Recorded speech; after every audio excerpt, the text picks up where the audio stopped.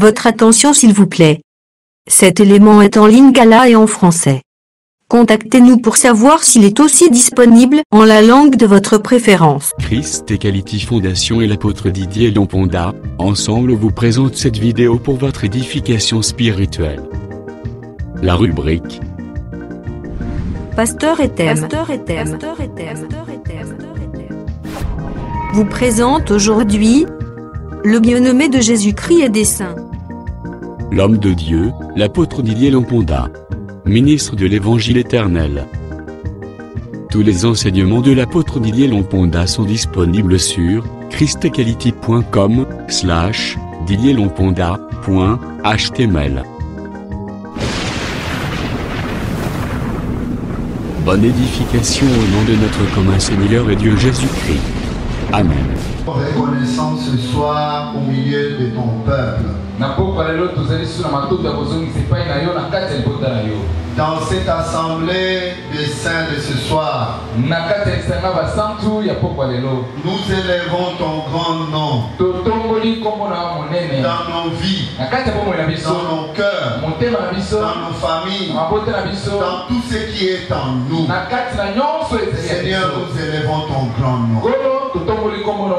Ta parole déclare que ton nom pour nous est une tour forte en face de l'ennemi. C'est pourquoi nous te bénissons, oh Dieu.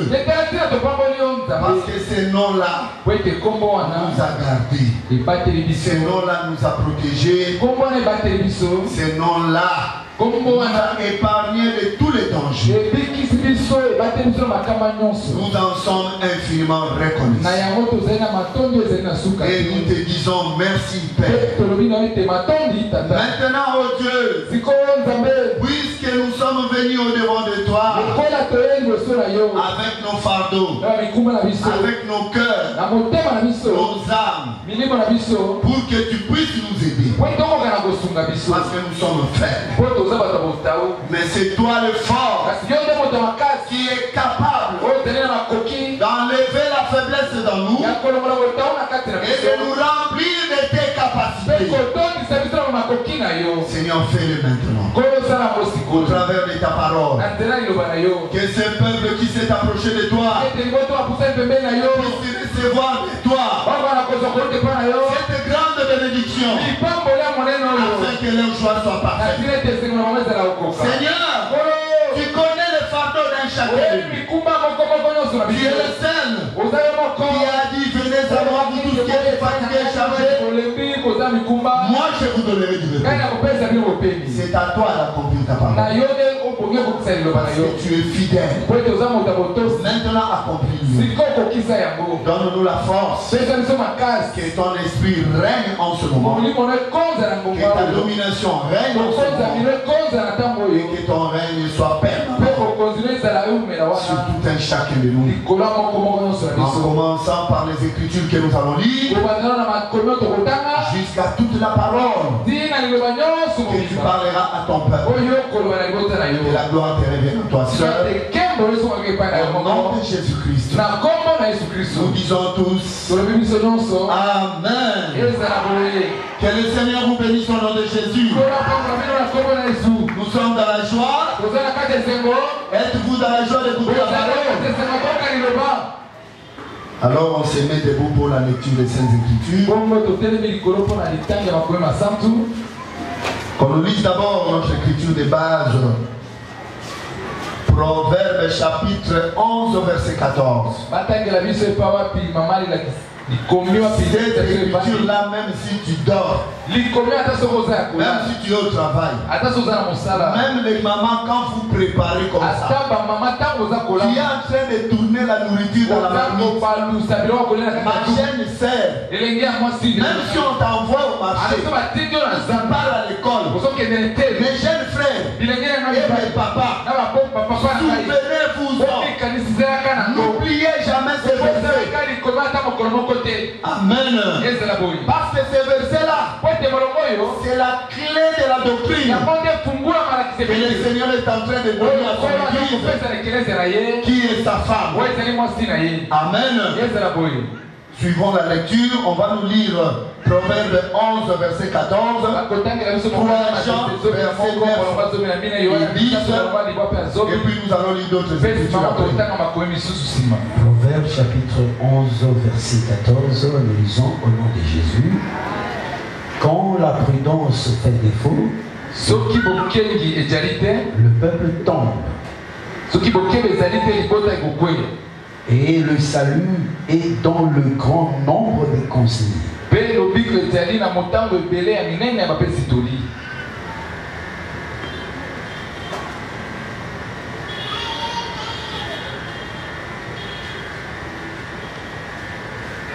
3 Jean 9 à 10. J'ai écrit quelques mots à l'église.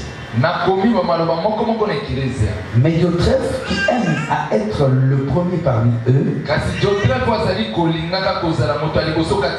ne nous reçoit point. C'est pourquoi si je vais, je rappellerai les actes qu'il commet, en tenant contre nous de méchants propos. Non content de cela, il ne reçoit pas les frères. Et ceux qui voudraient le faire, il les en empêche et les chasse. Amen. Veuillez vous asseoir s'il vous plaît. S'il vous plaît mon docteur. Vous pouvez lire pour nous Genèse beaucoup 46. Versets 32 à 34.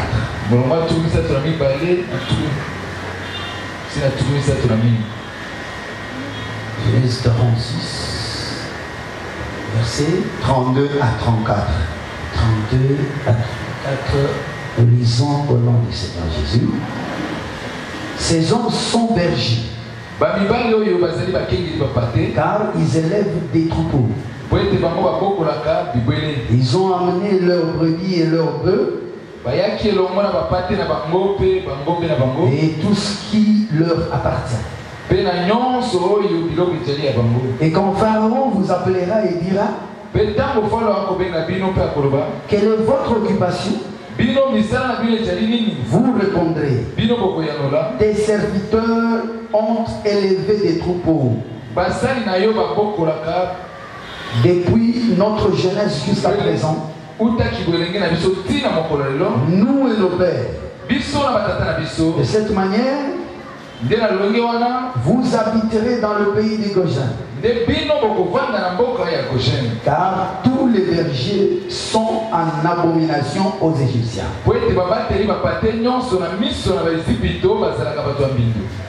1 Corinthiens chapitre 12.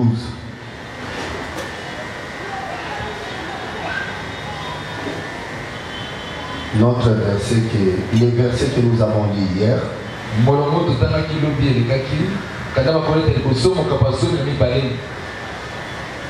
1 Corinthiens chapitre 12. C'est quoi le verset 28? Oui. Et Dieu a établi dans l'église premièrement des apôtres, deuxièmement des prophètes, troisièmement des docteurs, ensuite ceux qui ont les dons de miracle, ceux qui ont le don de guérir, de secourir, de gouverner, de parler diverses langues. Amen. On peut dire amen à l'écriture. Ne soyez pas distrait quand tu es à l'église. Il ne faut jamais que le diable puisse amener tes pensées ailleurs. Lorsque tu viens à l'église et qu'on est en train de faire la lecture, tu dois bien suivre ce que parce que ce que nous allons parler aura pour base tout ce qu'on lit. C'est pourquoi la manière des saints ou des juifs, c'est lorsqu'on lit la parole de Dieu. Le peuple doit dire Amen à la parole. Si tu ne dis pas Amen, c'est supposé que tu n'écoutes pas la lecture de ces saintes écritures et que tes pensées sont ailleurs. Or, s'il en est ainsi, frère, Dieu t'échappera. Dieu va passer au milieu de nous ici. Il va sauver, il va délivrer, il va sceller du Saint-Esprit, il va élever. Mais toi, Dieu te passera à côté. Mais tu ne vas pas bénéficier de quelque chose. C'est pourquoi je voudrais attirer ton attention. Frère bien-aimé, là où tu es assis, que le diable ne te distrait pas. Que le diable ne vole pas tes pensées. C'est ainsi que je déclare, au nom de Jésus, que toute force de distraction, de vol de pensée, qui peut distraire cette assemblée, nous le chassons au nom de Jésus. Vous savez, lorsque nous venons nous rassembler comme ça, notre ennemi, le diable, il a aussi ses serviteurs, il a aussi ses envoyés qui ont pour mission de venir uniquement pour jeter le voile devant les enfants de Dieu qui sont distraits afin de ne pas comprendre ou saisir ce qui est dit ici. Parce que le diable sait la parole qui est prêchée. C'est ça qui te prépare pour le jour de l'avènement du Seigneur. Parce que comme nous sommes rassemblés, nous devons savoir, frère Dieu, que le Seigneur notre Dieu reviendra un jour pour nous chercher. Car nous sommes dans ce monde, mais nous ne sommes pas de ce monde. Est-ce que vous me comprenez? Nous sommes sur la terre comme des passagers. Des passagers. Écoutez, le Seigneur Jésus, par la bouche de son serviteur Paul, il dit ceci: nous les ministres, nous sommes les ambassadeurs. Écoutez, remarquez, un ambassadeur, c'est un représentant d'un autre État, dans un autre État, ou encore un ambassadeur, c'est un représentant du chef de l'État, d'un État, dans un autre État. Est-ce que vous me comprenez? Lorsque Paul dit, nous sommes les ambassadeurs de Christ, cela équivaut à dire que comme l'Église, nous sommes là, nous sommes des étrangers, nous sommes dans un pays qui n'est pas le nôtre. Est-ce qu'il y a quelqu'un qui croit ça? Nous sommes dans un autre État où nous avons laissé notre État véritable quelque part. Voilà pourquoi, frère, tu dois comprendre que tu es un passager sur la terre ici. C'est vraiment malheureux si toi un saint ou toi une sainte, celle ou c'est lui que Dieu a appelé pour venir écouter cette évangile. Tu vis à la manière du monde. Si ta manière de vivre n'est pas conforme à cette parole, frère bien-aimé, c'est que tu es en train de vivre à la manière du monde. Et alors, comment diras-tu que tu n'es pas citoyen de ce monde et que tu es passager? Si réellement tu es passager et que tu es un enfant de Dieu, ta nation ou ton pays d'origine est dans les cieux. Frère bien-aimé,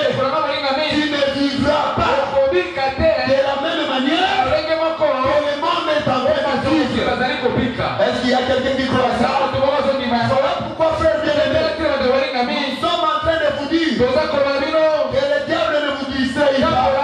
Nous sommes passagers sur cette terre.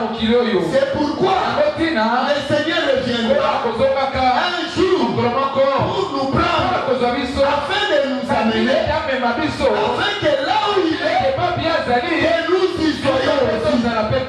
Est-ce que quelqu'un croit à cela? Vous croyez réellement à ça? Que le Seigneur vous bénisse au nom de Jésus. Voilà pourquoi sur cette chemin, le Seigneur Dieu ne peut pas nous laisser vivre comme ça, marchant comme le monde marche. Il nous envoie sa parole. Et lorsqu'il nous envoie sa parole, c'est qui est comme notre constitution. La constitution de notre pays. Amen, l'église. Et lorsque Dieu envoie sa parole, la constitution céleste, c'est pour que tout celui qui s'est dit citoyen du ciel, enfant de Dieu, lorsque la parole est prêchée, que lui-même puisse se découvrir. Est-ce que vous comprenez? C'est lui qui va se découvrir comme étant enfant de Dieu. C'est celui-là qui croira cette parole. Comment reconnaître que celui-ci est citoyen du ciel ou celui-là il croit cette parole? C'est lorsque il va s'identifier à la parole prêchée. Quand on te regarde, on trouve que tu es celui qui se soumet, qui se procède, qui te met à genoux devant la parole, quelle que soit sa dureté, quels que soient les sentiments, quel que soit le monde entier, qu'ils peuvent rejeter la parole, même si tu restes seul devant la parole. Si tu es citoyen de Dieu, tu vas te prosterner et tu croiras cette parole. Est-ce que l'église vous croyez ça?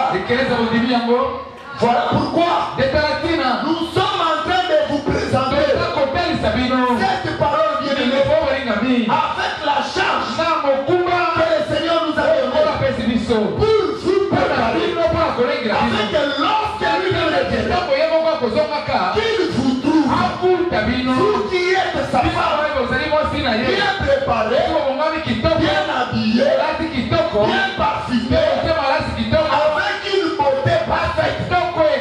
Parce qu'en fait, les myrrhes, les aromates qu'on peut préparer avec ça, la future reine ne peut pas être semblable à tout ce qui est dans ce monde. Est-ce que vous me comprenez?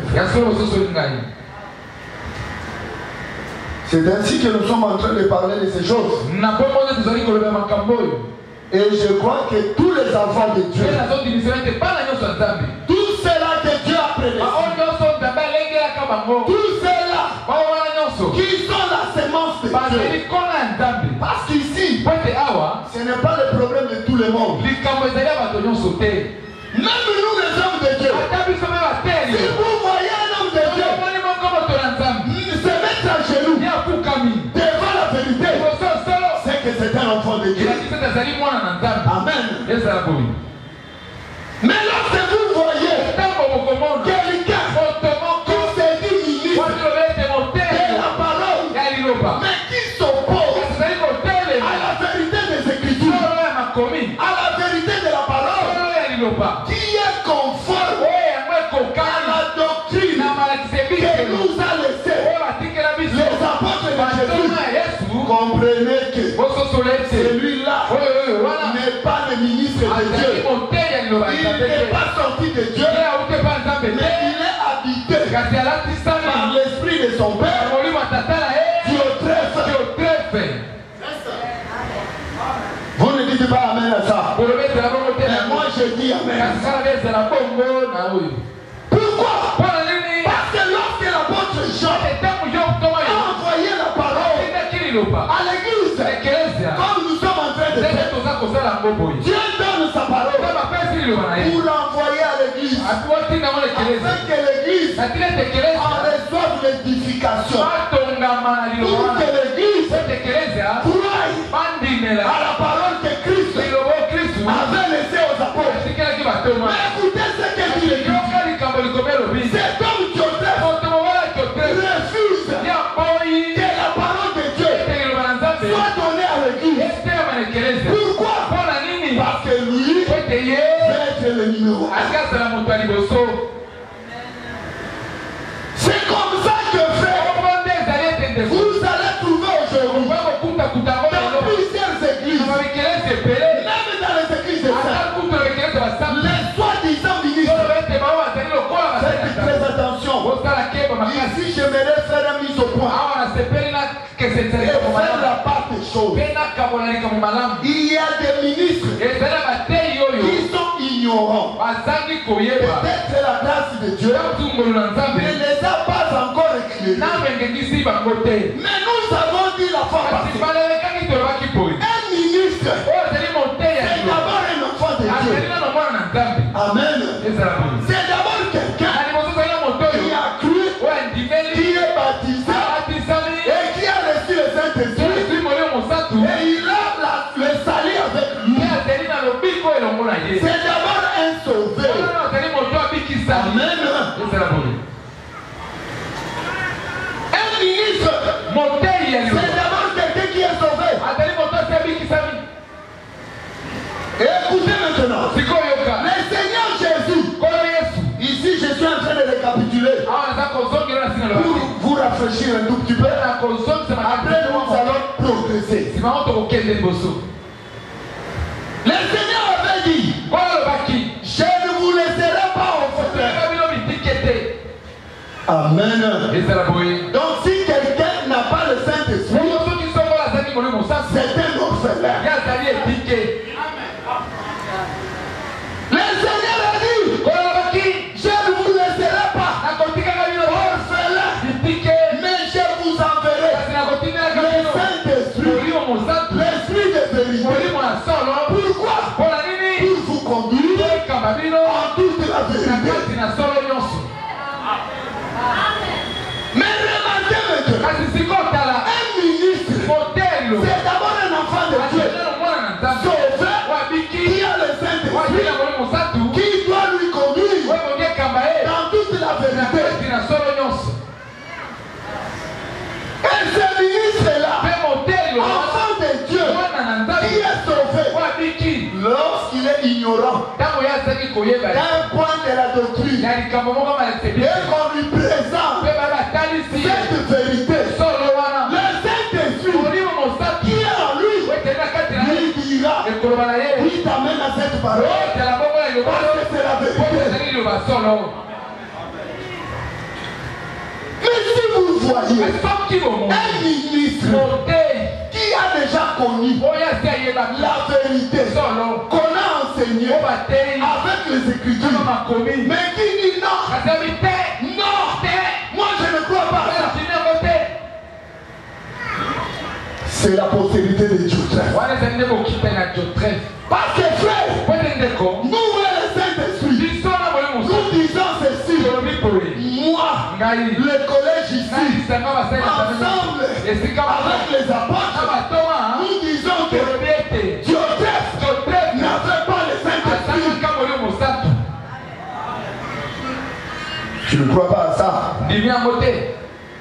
Mais les enfants de Dieu disent amen. Parce que l'apôtre Jean nous a révélé que cet homme de Joseph rejette la parole.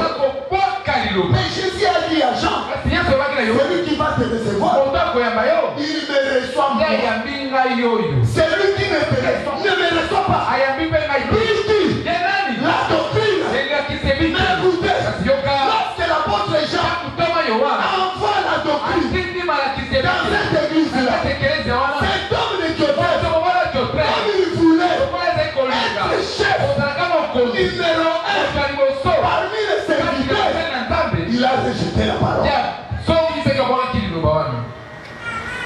Est-ce qu'un tel homme peut avoir le Saint-Esprit? Il n'a pas le Saint-Esprit. Un tel homme, nous les classons parmi les formes. Nous classons un tel homme parmi des fausses émiques. Nous l'avons dit hier. L'église, tu es la femme de Jésus. Nous avons évoqué ce verset. Où la Bible dit une femme mariée ne peut pas sortir avec un autre homme parce qu'il est lié avec celui à qui elle est mariée. Une femme qui est mariée ne peut pas recevoir la sémence d'un autre homme. Maintenant que vous lisez cette écriture, frère bien-aimé, Dieu interdit l'adultère. Voilà pourquoi un jour, les Juifs ayant cette connaissance, ils ont trouvé une femme en flagrance d'adultère. Ils sont venus avec cette femme devant Jésus pour dire: Seigneur, nous avons trouvé cette femme en flagrance d'adultère. Les Juifs pensaient trouver Jésus. Or, cette loi disait ceci: si vous attrapez la femme en flagrance d'adultère, vous prendrez la femme et l'homme. Amen. Vous n'allez pas seulement prendre la femme et laisser l'homme. Pourquoi vous allez les prendre tous les deux? C'est pour les amener et les lapider afin qu'ils meurent. Et la Bible dit en ce moment-là, si vous tuez et l'homme et la femme, vous sautez le mal au milieu d'Israël. Mais ne restez pas dans la lettre seulement. Parce que nous disons amen à cette écriture. Parce que la Bible dit toute écriture est inspirée. Les écritures, nous croyons aux écritures. Mais ce qui est plus grave, c'est croire à l'explication qui est cachée, la pensée de Dieu qui est cachée derrière l'écriture. Amen. Et hier nous avons dit, lorsque Dieu parle de l'homme et de la femme, de cette femme-là qui commet l'adultère, il voyait une femme. Dieu ne voyait pas seulement la femme physique comme ça. Selon la doctrine, nous croyons qu'une femme mariée, engagée avec un homme, si elle couche avec un autre homme, elle a rempli le lien du premier engagement. Elle a essuyé le lit conjugal. Parce que frère, la femme, son corps est sacré pour son propre mari. J'ai entendu les gens dire: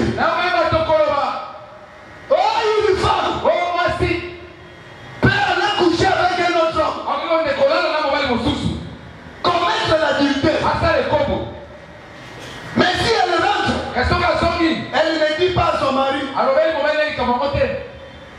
elle se met à genoux, elle dit: Seigneur, pardonne-moi, j'ai commis l'adultère.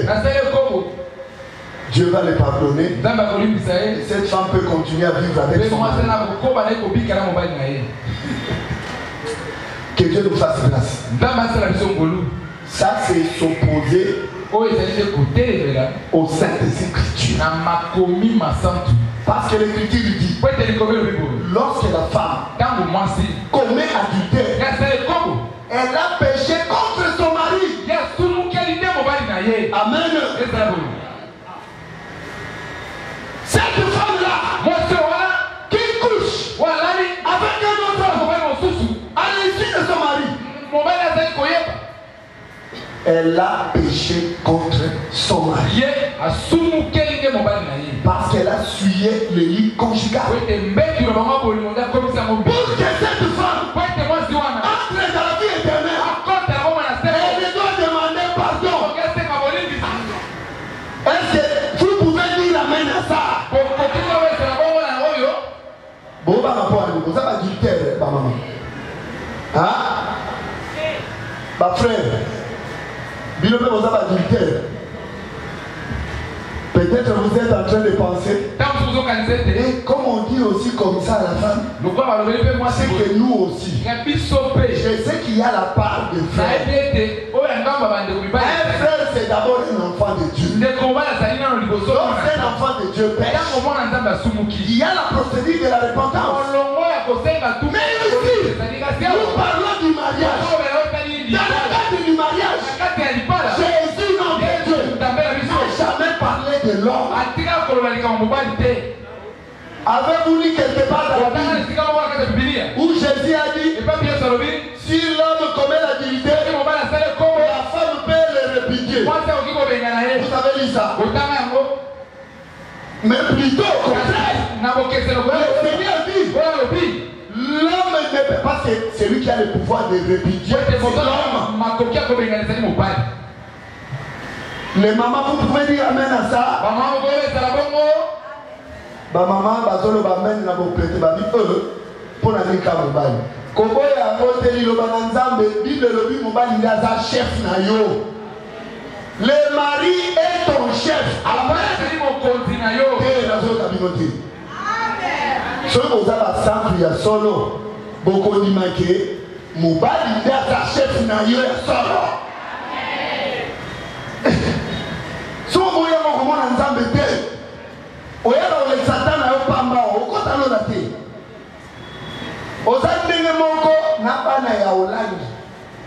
Bato basambela na olangi kuna ozande mona bango. Parce que l'écriture dit, Dieu va même plus loin pour dire que femmes, soyez soumises à vos maris comme au Seigneur. Il a même donné l'exemple que Sarah appelait Abraham mon Seigneur. Frère, tu es le Seigneur de ta femme. Amen. Eh, t'as pas fait la si on doit jusque là, on a un groupe de prière. Pour ta groupe de prière, Seigneur, pour le Seigneur, c'est Jésus. Nous avons trouvé que c'est Seigneur. Mais l'écriture le dit. Ce n'est pas une écriture de l'ancienne alliance pour que nous puissions rechercher quelle est la pensée de Dieu qui est cachée de nous. Non, cette écriture, c'est l'interprétation des gens. Cette écriture-là est que le mari, il est le chef de la femme. Et la femme, lui, doit soumission comme son Seigneur. Les mamans disent amen très fort. Que le Seigneur vous bénisse au nom de Jésus. Et que mes jeunes sœurs, vous qui croyez à cette parole, sachez que le Seigneur vous donnera des bons petits. Il vous donnera des bons maris, des enfants de Dieu. Ils vont vous protéger, vous garder, vous aimer comme Christ aime l'Église. Amen. Mais si tu ne crois pas à ça, tu auras un crocodile. Tu vas aller épouser un crocodile. Tu le verras l'église ici. Tu vas les ramasser dehors. Tu ramasses ton crocodile. Tu l'invites à l'église. Viens prier chez lui. Tu sais, hein, moi je t'aime comme tu m'aimes. Mais dans notre évangile, on se marie seulement entre nous. Toi, viens seulement à l'église. Pourquoi on va se rencontrer là-bas? Après, je vais te présenter. Qui sera mon fiancé et qui va m'épouser. Ah, tu crois que toi, quand tu l'amènes ici, il sera réellement converti? C'est un crocodile. Il va te croquer. Un jour, quand vous serez ensemble dans la maison, comme il était venu avec l'esprit de te prendre pour te connaître, il ne fera pas qu'à l'évangile. Tout ce qu'on prêche ici va lui passer comme ça. Mais si c'est un enfant de Dieu, lorsqu'il va écouter l'évangile, il va revenir vers toi pour te dire, en tout cas j'ai écouté cette parole, vous avez la parole. Mais la vie qu'on mène, je ne veux plus de ça. Moi je reste seul, toi reste seul. Je vais prier mon Dieu. Si je vais me marier, ça sera pour la famille. Si c'est un enfant de Dieu.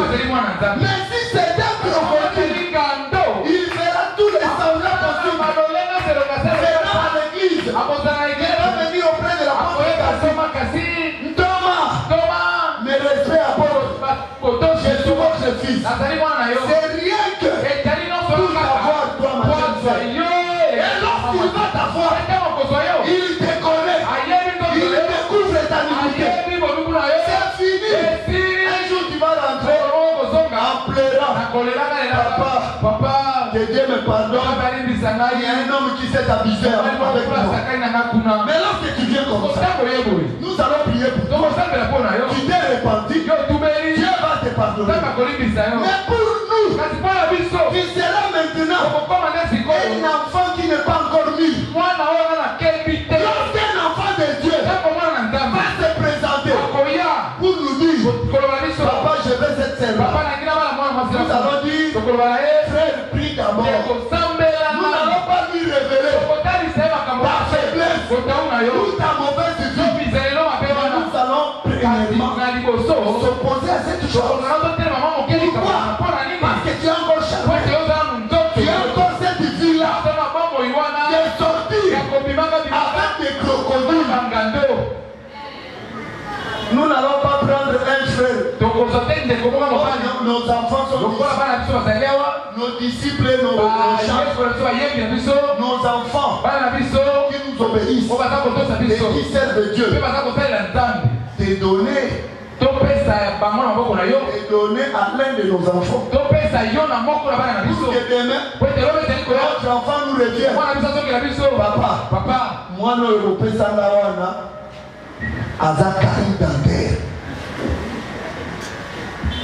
vous savez, une fille qui n'est pas encore délivrée, on lui précipite dans le mariage. Elle sera une carie dentaire pour le frère.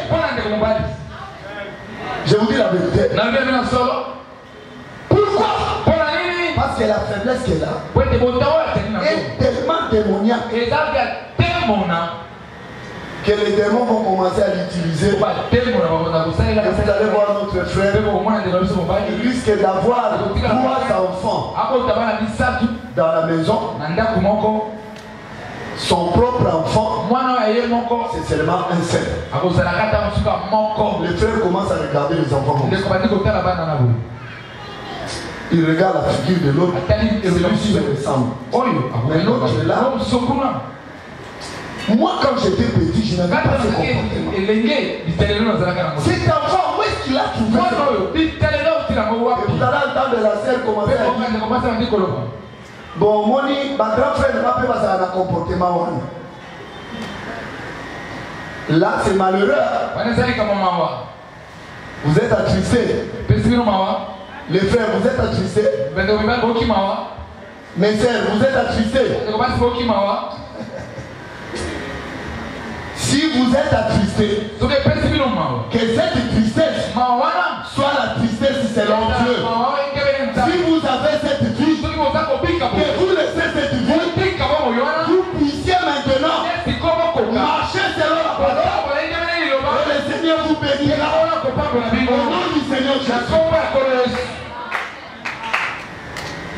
disons pas ces choses pour décourager nos frères, afin qu'ils commencent à dire, parce que nous avons aussi des frères crocodiles qui sont parmi nous, qui vont chercher les crocodiles dehors, laissant les enfants de Christ. Oui, c'est vrai. Si tu n'es pas le frère va chercher un crocodile. Lorsque vous allez vous marier, comme ça votre maison sera un ring de boxe et de karaté. Vous allez vous réjouir dans ces choses-là. Mais ici dans l'église, le mariage, c'est pour un enfant de Dieu, un frère en Christ et une sœur en Christ. Et nous disons, un frère baptisé du Saint-Esprit qui épouse une sœur baptisée du Saint-Esprit, c'est une bénédiction pour ce foyer. Voilà pourquoi nous vous disons toujours, parce que vous écoutez la parole, veillez sur la parole. Si tu n'as pas le Saint-Esprit, Dieu va te donner le Saint-Esprit. D'abord pour la vie éternelle. Et ensuite, le Saint-Esprit te guidera. Même dans les mariages. Lorsqu'un frère viendra te prendre, le Saint-Esprit te dira que tu es la fille de Sarah, qui doit être soumise comme Sarah l'a été auprès d'Abraham. Sinon, il sera répudié. Et toi, frère, si tu crains Dieu, Dieu se souviendra de toi. Et il te cherchera. L'une de ses filles pour te donner, afin que cette fille-là soit une bénédiction pour toi. Parce que la Bible dit, la beauté est vaine, mais celle qui craint l'Éternel, c'est celle qui sera louée. Et la Bible dit, celui qui trouve une femme trouve le bonheur. Frère, qui est celui-là qui va trouver le bonheur? Si ce n'est celui, lorsque tu restes dans ta vie, Dieu te bénira. Il va te récompenser. Comme il a fait à Adam. La Bible dit, Adam, lorsqu'il dormit, Dieu fit sortir une côte et il forma une femme pour cet Adam-là. Adam ne le voyait pas, ne la connaissait pas. Il était dans le sommeil. Mais lorsqu'il se réveilla, il regarda et il s'exclama, voici cette fois-ci, qui est l'os de mes os, chair de ma chair. Si tu vas dans le groupe de prière, on te dira, l'os de mes os, chair de ma chair, c'est cette femme physique. Mais nous te disons, dans l'évangile éternel, l'os de mes os, chair de ma chair, cela veut dire quoi? Parce que si vous lisez dans la Bible, vous allez trouver que Jacob et Laban, ce sont des hommes. Et ils se sont dit, écoutez ce que Laban a dit. Écoutez ce que Jacob a dit. Tu es mon os et tu es ma chair. Donc en cela, nous comprenons que l'os de mes os, chair de ma chair, c'est une personne qu'on est ici, des mêmes sangs, d'une même famille. Est-ce que l'église vous le croyez? Je vous dis la vérité. C'est pourquoi vous allez voir même dans la rue, même une prostituée qui se prostitue dans les bars. Lorsqu'un homme peut le prendre, cet homme-là peut lui changer. L'os de mes os, chair de ma chair.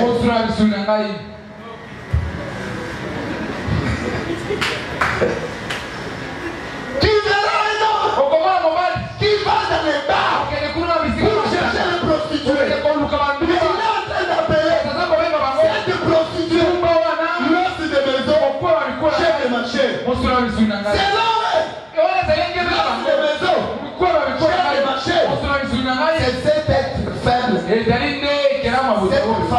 Mais nous, dans l'évangile, nous disons non. Ce n'est pas ça. L'os de mes os, chair de ma chair, c'est celui en qui nous mangeons un même pain. Nous sommes fils et filles. Nous sommes ici d'une même famille. Amen, l'Église.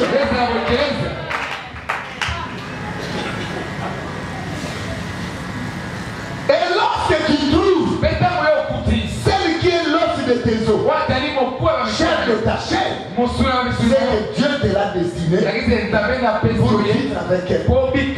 Ce n'est pas là notre problème. Mais j'ai parlé du mariage. C'est pour dire quoi? Que le véritable mariage, c'est entre Christ et l'Église. Et toi l'Église, toute Église qui rejette la doctrine de Jésus-Christ pour embrasser une autre doctrine, c'est une église prostituée. C'est une église adultère.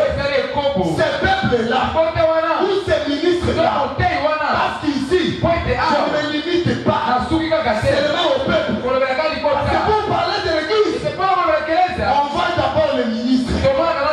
C'est d'abord le ministre qui forme l'église. Tout ministre qui rejette la doctrine, c'est un adultère. C'est comme une femme adultère. Et le Seigneur va le condamner à mort parce qu'il a couché avec un autre homme tout en étant dans le mariage. Comme vous êtes là, vous êtes dans le mariage avec le Seigneur Jésus. Vous devez veiller à ne pas recevoir une autre semence. C'est pourquoi nous disons, cet homme de Diotrephes, il avait une autre semence. Voilà pourquoi il rejetait l'apôtre et les enseignements. Il voulait être numéro 1 parce qu'il n'avait pas la semence des apôtres. Amen. Parce que s'il avait cette semence, il allait comprendre que recevoir Jean, c'est recevoir Jésus. Et c'est recevoir la doctrine. Remarquez maintenant, ces gens de ministres, comme Diotrephes, ce sont eux qui sont en train de donner l'essence de l'évangile, l'essence de la doctrine, au profit de leurs intérêts. Ils prennent l'église du Seigneur comme leur femme.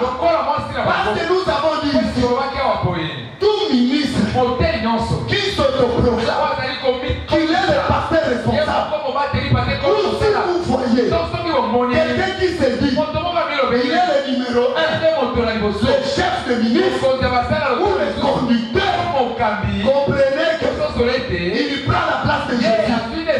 Parce que le pasteur de pasteur, c'est Jésus qui est le mari de l'église. Amen. C'est pourquoi, frère, vous devez retenir ces choses pour votre salut. Nous avons parlé hier expliquant 1 Corinthiens chapitre 12 verset 28 où l'apôtre est en train de parler des dons spirituels. Mais lorsqu'il parle des dons spirituels, il commence d'abord par le ministère. L'apôtre commence par établir l'ordre.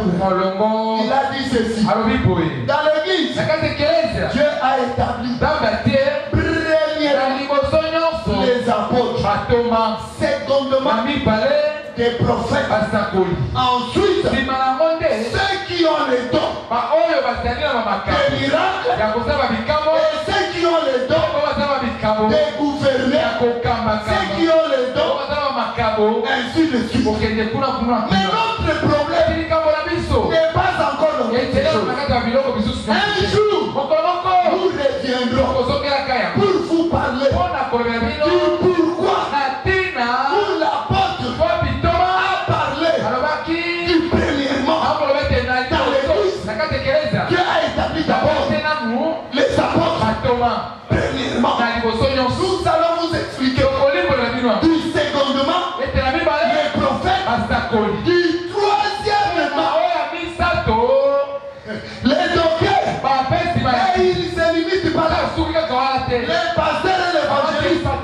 L'apôtre les appelle. Ensuite, ceux qui viennent, nous allons expliquer pourquoi Dieu a parlé ainsi dans la bouche de son serviteur. Pourquoi premièrement, secondement et troisièmement, nous reviendrons pour en parler. Mais ici, nous sommes en train de dénigrer ceux qui se mettent les feuilles de figue. Il y a des gens qui se disent mais qui ont déjà péché. Ils ont déjà rejeté la parole de l'Éternel, la parole de Dieu. C'est pourquoi ils sont restés nus. Mais ils se firent les sentiers de figues.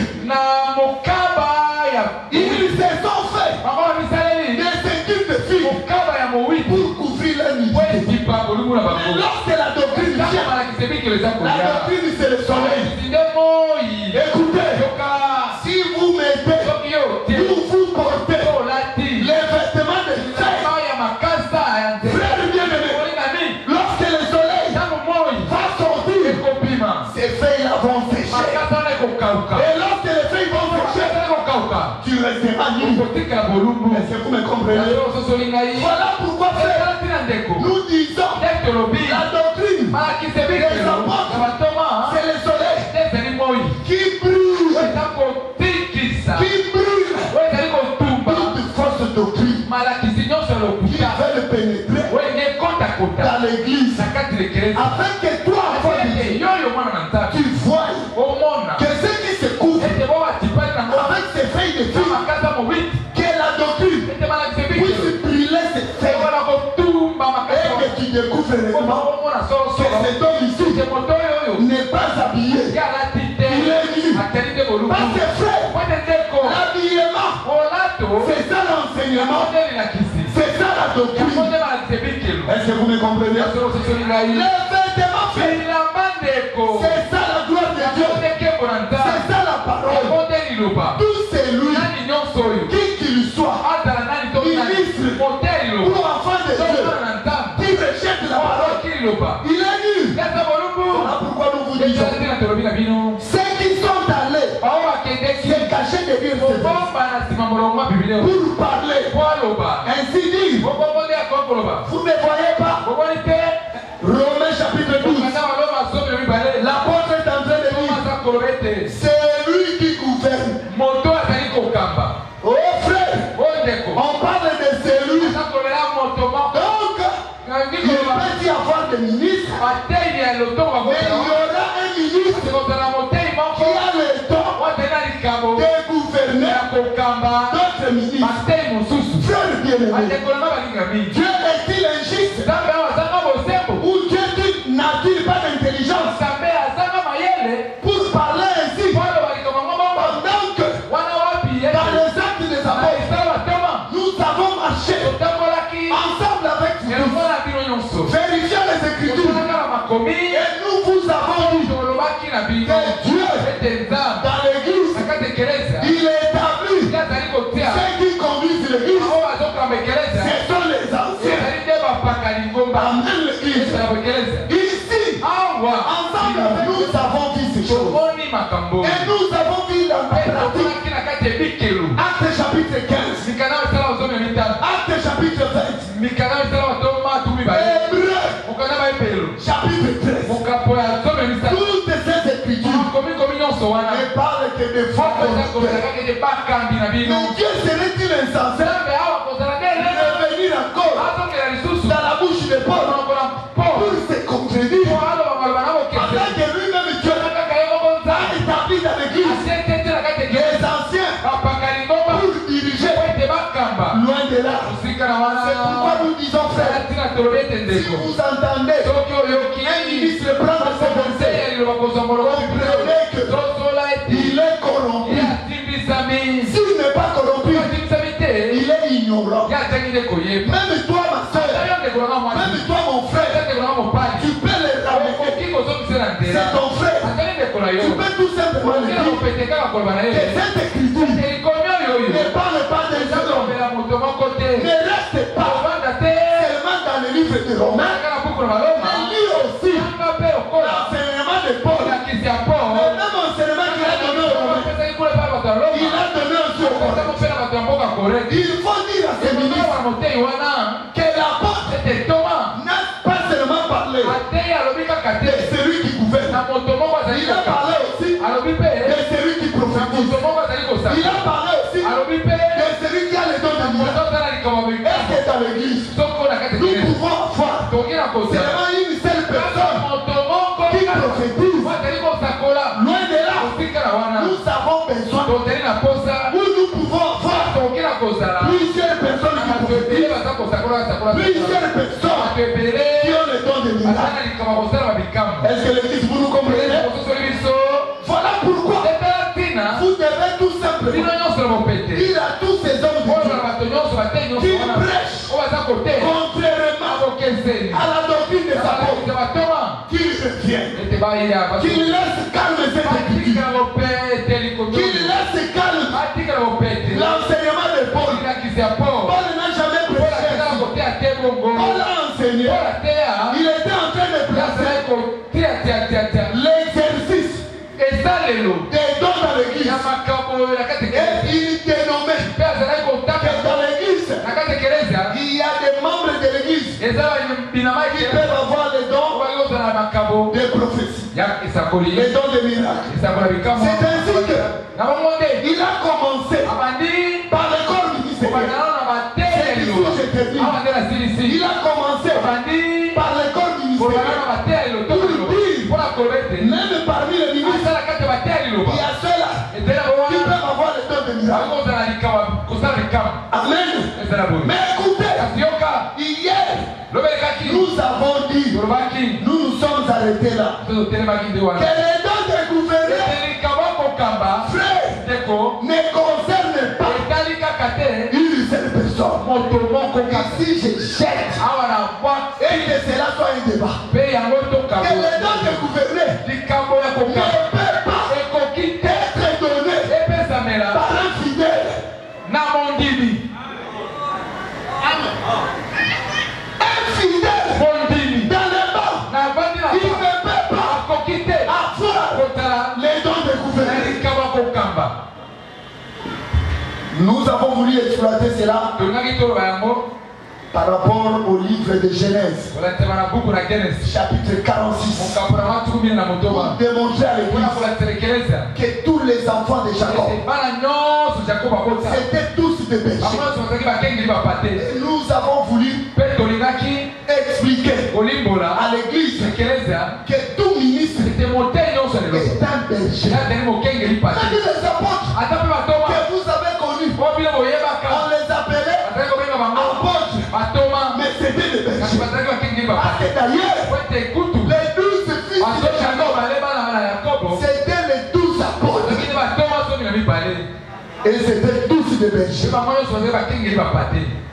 Et je jette déjà pour vous dire qu'un berger, c'est celui qui a le don de gouverner. Amen.